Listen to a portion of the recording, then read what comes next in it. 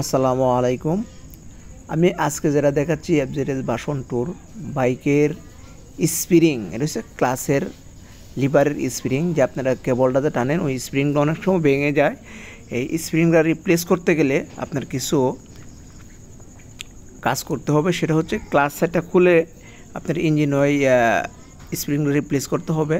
But এই যে spring, নতুন স্প্রিংটা দেখেন, অবশ্যই স্প্রিংটা রিপ্লেস করে নিলে সবচেয়ে বেটার হবে।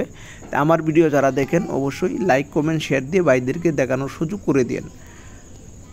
আমি যেটা বলতেছিলাম, দেখেন কেমনে লাগানো হচ্ছে, তারপর একটু ভালোভাবে দেখেন, তাহলে আপনিও হয়তো এটা অবজারভেশন করতে পারবেন, অথবা জিনিসটা দেখে রাখলে আপনারও সুবিধা হবে।